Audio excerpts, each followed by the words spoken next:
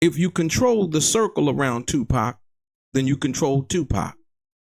Tupac understood this. That's why he was relieving death row. But more importantly, that was the reason why Tupac fired Reggie the Rat Wright Jr., because his security wouldn't allow Tupac to get to his music. Ladies and gentlemen, let's get into some of the straight game. Life is like some cards. It's not what you dealt, but how you play it.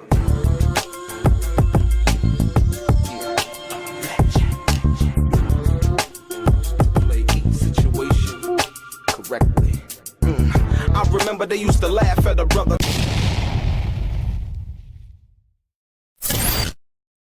Welcome back, guys. Welcome back. It's your boy Delray Richardson, platinum artist, platinum songwriter, Straight Game TV. I thank you for tuning in. I appreciate your time. Do me a favor, click on the thumbs up button. Also, subscribe to the channel if you have not already. Like I always say, if you want to be one of the first people notified when I drop some of this straight game, please do me a favor and click on what appears to be that little bell notification right below this video. I'm going to get right into it. Ladies and gentlemen, like I said, if you control the circle around Tupac, you control Tupac. We know now, beyond any shadow of doubt, that Tupac wasn't signed to death row. Suge admitted it.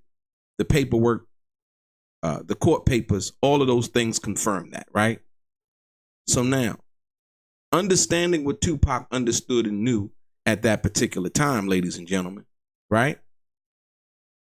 We get into his security team being truly undermined, right? For what everybody knows. You have to understand, the night shortly before Tupac began to spaz out, remember, everybody wants to downplay. You have Reggie the Rat Wright Jr. trying to downplay the fact that Tupac was asking for audit and all of those things, right? They want to downplay those material facts of the situation as to why Tupac felt the way he felt. Also understanding that Tupac's house was under Suge's wife's, a former wife's name. Tupac had come to find that out also, right? Everybody has the reason why they feel like certain things were happening, and so on and so forth. I did a video about that, but you got to understand something. Tupac understood that on that night that Yasmin Fuller, she got the permission to send the fax to Reggie the Rat Wright Jr. firing him, and David Kenner firing him. Tupac came to the realization of one thing, right? Is that he was being controlled to a certain degree, and he didn't like it, right? Tupac had just got out of jail. He didn't leave one jail to come to another and to be controlled by security guards, as well as being controlled by guards in jail telling you what you can and you can't do. Get it? You can't have your music because David Kenner wouldn't agree to that, right? Now, whatever agreement that David Kenner had with Interscope, I think that's where the rubber met the road in that instance. Like I said, when you come to find out and you read the paperwork, right? So Tupac did what? He fired Reggie the Rat Wright Jr. and he fired David Kenner as his lawyer, which, to be perfectly honest, when you look at everything in totality, was a conflict of interest to begin with. But Tupac was trying to get out of jail, and David Kenner did execute the paperwork that effectuate Tupac getting out of jail and basically coming under the umbrella of death row, but not actually being signed to death row. David Kenner knew that for a fact, beyond any shadow of a doubt, right? So now, setting the stage. Let's set the stage, ladies and gentlemen. Let's rewind the tape back to September 7th, 1996. Tupac Shakur, fresh out of the Mike Tyson fight at the MGM Grand, is headed to Club 662 with Suge. But what most people don't know at the time and didn't know at that time, right? Or what gets buried under all of the noise, right? Is that 11 days before that night, Tupac had fired Reggie the Rat Wright Jr. and his right way security team, right? He had basically gutted the security. Mind you, I keep telling people, Reggie the Rat Wright Jr. security company still worked for Death Row. Their contract was with Death Row, right? It was never with Tupac Shakur. Never, right? Somehow, some way, I guess they worked out some kind of deal where Reggie the Rat Wright Jr. security guards would be liaisoning as Tupac security after hours, in which Reggie the Rat Wright Jr. confirmed and confessed that they were being paid, I think, an extra $300 a day or something like that from that perspective, right? So now, 11 days before Pac's primary, before Vegas on September 7th, Tupac's security had been gutted, unbeknownst to Pac. In the like I said once again, because if everybody was at Club 662 except for Frank, and Michael Moore was being called back to Club 662 from the Luxor Hotel, Michael Moore testified. He said that when I went up to my room, he said, I knew that I wasn't coming back down. He said, when I went up to he knew, listen to me, ladies and gentlemen. Michael Moore said when he went up to his room at the MGM Grand, after Tupac told Frank Alexander to call Reggie the Rat Wright Jr. to find out what's going on, where Michael Moore was and all of those things. Michael Moore said that he knew when he went back up to his room at the Luxor that he wasn't coming back down. He said he don't know if Tupac knew that, but he knew that, right?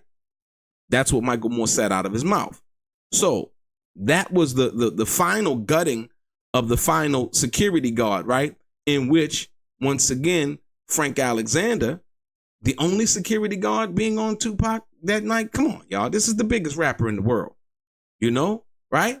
So now, on August 27th, 1996, the bodyguards who had been loyal to protecting Tupac basically were fired for the off hours security job, not for what Death Row and Suge Knight had hired them for. This is very important because, like I said, people always say, well, if you were fired, then why should it, the security been on Pac in Vegas then? You know, people act like they don't understand and can't discern from the two. So sometimes you have to repeat it, and they still don't want to get it because they just don't want to get it, right? And then you have trolls, coming from Reggie the Rat Wright Jr. and Gullible John's page, right? Listen, the report suggests that this wasn't just business. It wasn't just business, right? It was retaliation, in which it was. It was Reggie the Rat Wright Jr. retaliating for the fact that he was fired by the biggest hip hop star in the world at that time, right? And even though he claimed that he, didn't need the little $300 extra, he was pissed off about that. Once again, Tupac, the biggest star in the world, had fired him so much, and it hurt so much that even up until, I would say, in around 2023, 24, Reggie the Rat Wright Jr. had been lying about it. And that's the Pac firing me, that's fake news. That's blah, da, da, da, da. That's this, that's that, that's the other, right? When in fact, it's true. And it has always been true, right? Once again, and so if people can tell you something long enough and trying to convince you that the lie is the truth, people will start to believe it. But ladies and gentlemen, that's why we come in with this straight game, right? So on August 27th, best believe, after that situation, right, the bodyguards who had been loyal to Tupac, Michael Moore, all of these other people who would switch, on and off duty, reports suggest that it wasn't just business, it was retaliation. It was a power move, ladies and gentlemen, right? And we can confirm that also because after 3 days after Tupac's death, what did Reggie the Rat Wright go do? He went to the LAPD and said, hey, Suge is now hiring blood gang members as his security, and they carrying guns. Police, go get them. I need my spot back. He can't do this to me. Reggie the Rat Wright Jr. was done from that perspective. He could no longer be trusted. Point blank, period. Right? So now, if anybody believes that basically the gutting of security in Vegas wasn't retaliation, they're crazy, right? So now, when the team was stripped from Tupac, beginning in California, as they're going to Vegas once again, for all intents and purposes, it left Tupac more vulnerable than he had ever been. Point blank, period. I gave you the picture of the Vegas security, right? Right? Versus the New York MTV Video Music Award security. Pac had a walkie-talkie in his hand. He had all of these other, they had earpieces in their ear, all of those things. In Vegas, he didn't have that. It was just Frank. No radio, no nothing. None of that. If you can't see the distinct difference, like I said, once again, for what they were claiming, what Reggie the Rat Wright Jr. was complaining, oh, my security was on him in New York. So how could that be? Yeah, it was because that was a music industry event, right? We understand that, but listen, right? And this goes into the security shakeup, right? Here's where it gets interesting, y'all. Pac had issues with his security. He had issues with Reggie the Rat Wright Jr., right? And he didn't really, truly, honestly feel protected. Once again, like I said, when Tupac wanted to get his music after recording that night from the studio, and they denied Tupac having his music or tape recording of his music, Tupac was furious because now he felt like, hold on, y'all supposed to be working for me, not against me, or working with me, not against me. And it was some things that Pac felt like, oh, you know what? He didn't know. So he said, you know what? Fire everybody, right?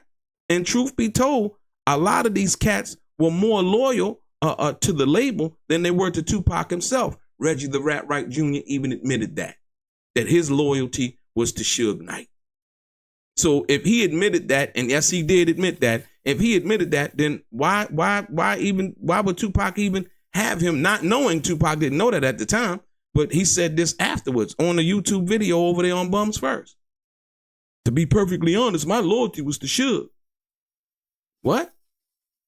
You see what I'm saying? You see the slanted and outdated view and traitor mentality that he had. He was loyal to whoever he thought was cutting the check. It didn't matter, right? So now, understanding that, when you really listen to what's been said after the fact, right? You know, like I said, Tupac didn't trust him, right? He didn't trust him. Like I said, and like I said, when you think about the big picture, it's like, hold on. You know what? And then seeing all of the other little nonsense and things that were going on around, you had to understand the little situations at the studio and how they treated people and people that wanted to come in with Pac. Pac was talking about, yeah, you know, he felt like they didn't need to be, you know what I mean, searched or nothing like that. It ain't nothing like that, and so on and so forth. This was a whole thing that Tupac understood that was a control mechanism. It wasn't a protection mechanism, if you will, right? Think about this. Pac had already been shot in New York, right?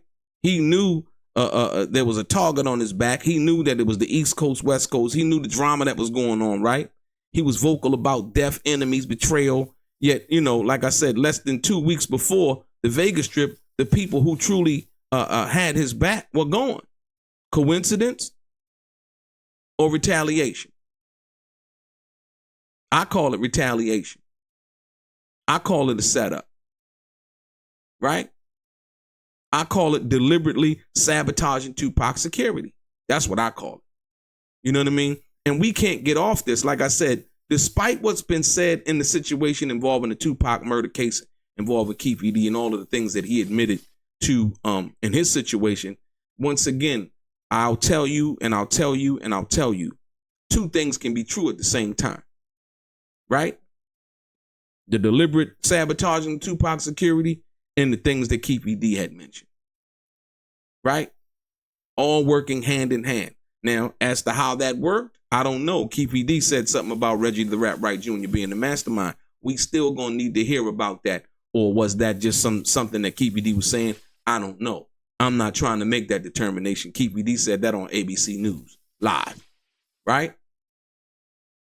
In regards to that, right? So now, the motive behind the firing, I just told you, most people like, well, why did, Tupac fire, Reggie the Rat Wright Jr. security, right? Right? He said, well, why fire, the people 11 days before, right? Like I said, Tupac was firing them as his personal security.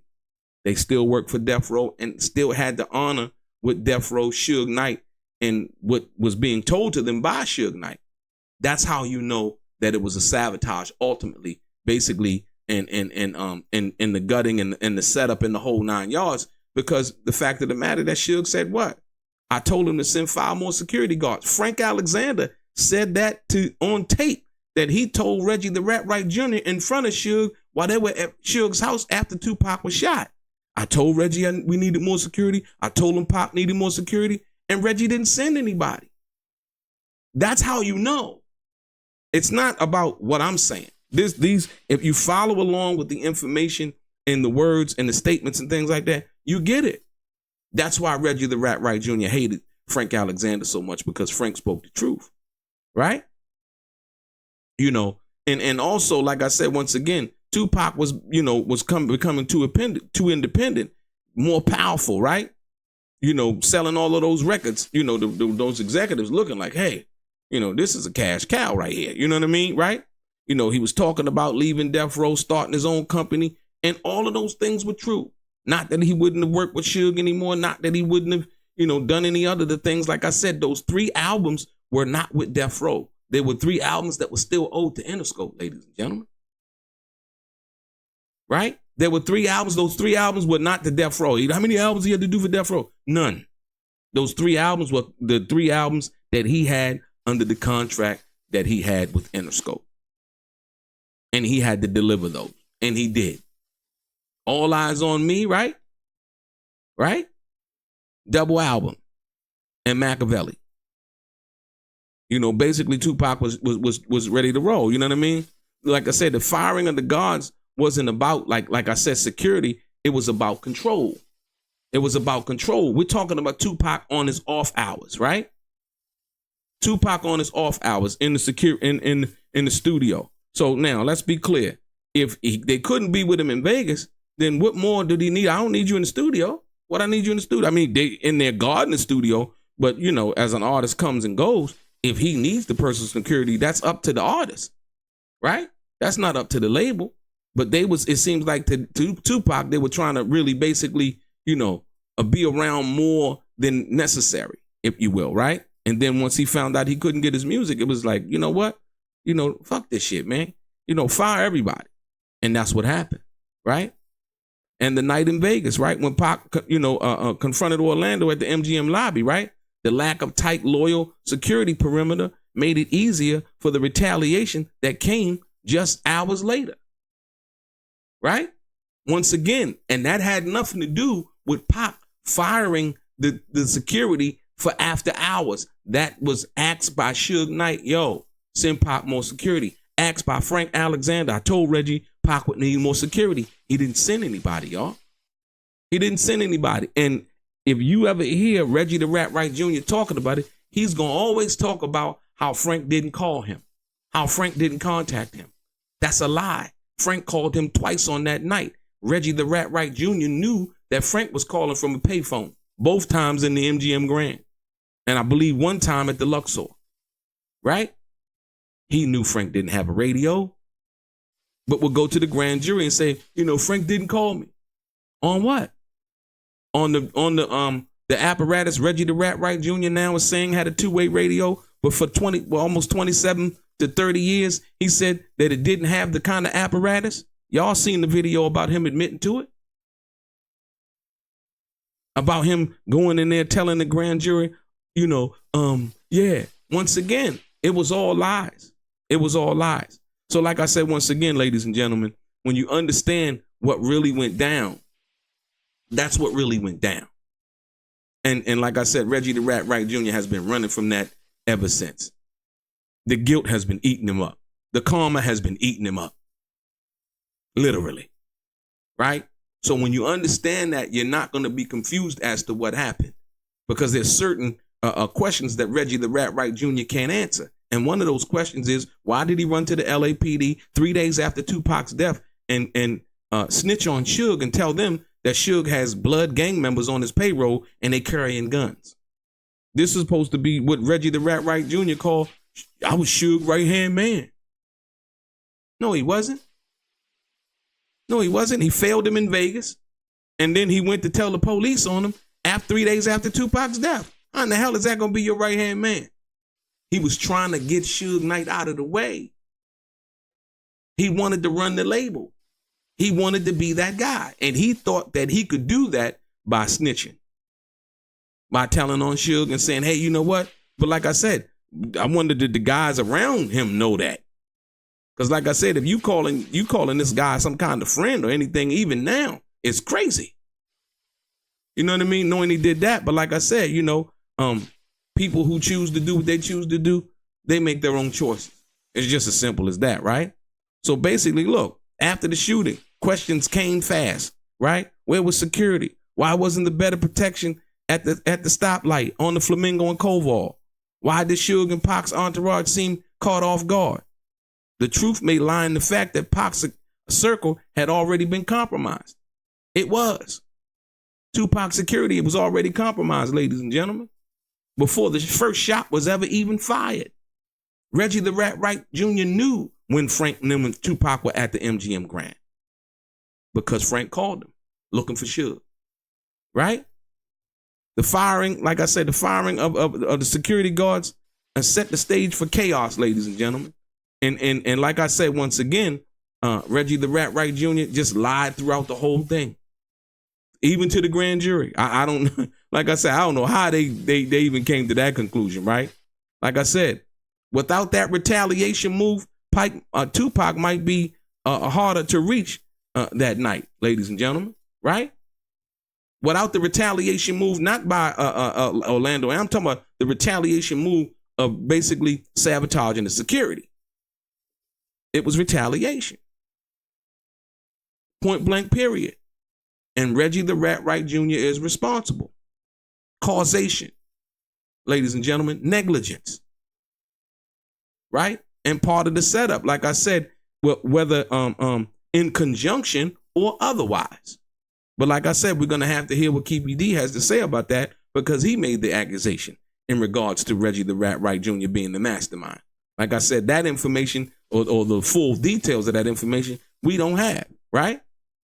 But like I said, Pac might have been harder to reach, if it wasn't for the retaliation of Reggie the Rat Wright Jr. and gutting Tupac and compromising Tupac's security that night. Like I said, ladies and gentlemen, this is bigger than Tupac versus Orlando Anderson. It's about the systematic undermining of his safety in the days leading up to September 7th, ladies and gentlemen, right? Like I told you, two things can be true at the same time and be also unrelated. You get it? Or related. We don't know that yet. You understand what I'm saying? Like I said, speculation is one thing, fact is another, right? So like I said, over here, we don't deal in myths. We don't deal in myths. We deal with facts, context, and the bigger picture, right? The death of Tupac Shakur wasn't just about one night in Vegas. It was the result of politics, betrayal, and retaliation within his inner circle. Ladies and gentlemen, I said politics, betrayal, and retaliation within his inner circle, right? So when we ask the question, why was Tupac's security undermined? The answer isn't just about negligence, it's about power plays and the silencing of one of the biggest voices of our time, right? Point blank, period. You know how outspoken Tupac was, Like I said, ladies and gentlemen, make sure you hit the subscribe button. We appreciate you. We appreciate your time and all of the things. Like I said, if you need more context into what I'm talking about, you can watch some of my earlier videos and you'll get that. Because like I said, we always come with the documentation, the conversation, the audio to back up what we're talking about. We never just on the fly and just giving you some fluff. Your boy Delray, straight gang. Life is like some cards. It's not what you dealt, but how you play it.